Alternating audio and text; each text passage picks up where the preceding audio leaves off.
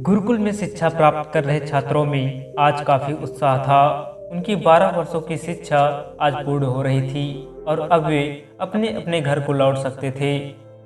गुरुजी भी अपने शिष्यों की शिक्षा दीक्षा से बहुत प्रसन्न थे।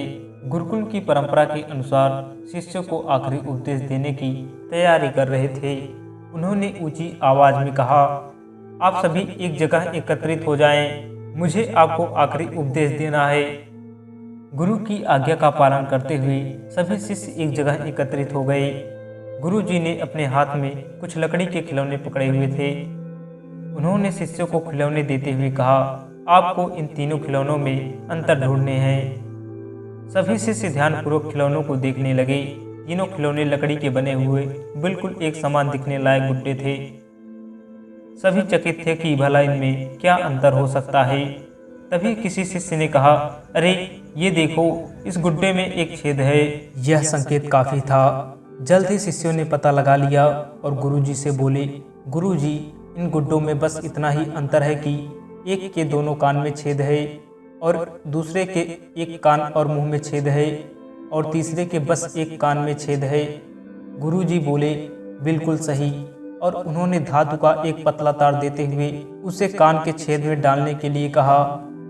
शिष्यों ने वैसा ही किया। तार पहले गुड्डे के एक कान से होता हुआ दूसरे कान से निकल गया, दूसरे गुड्डे के कान से होते हुए मुंह से निकल गया और तीसरे गुड्डे के कान में घुसकर कहीं से निकल नहीं पाया। तब गुरुजी ने शिष्यों से गुड्डे अपने हाथ में लेते हुए कहा, प्रिय शिष्यों, इन तीन गुड्डों की तरह आपके जीवन में तीन तरह के व्यक्ति आएंगे।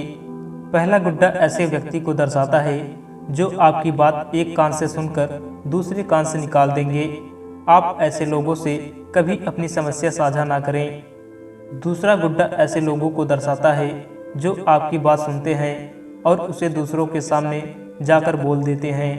इनसे बचें और अपनी महत्वपूर्ण बात इन्हें कभी ना बताएं। और तीसरा गुड्डा ऐसे लोगों का प्रतीक है जिन पर आप भरोसा कर सकते हैं और उनसे किसी भी तरह का विचार विमर्श कर सकते हैं, सलाह ले सकते हैं। यही वो लोग हैं जो आपकी ताकत है और इन्हें आपको कभी नहीं खोना चाहिए।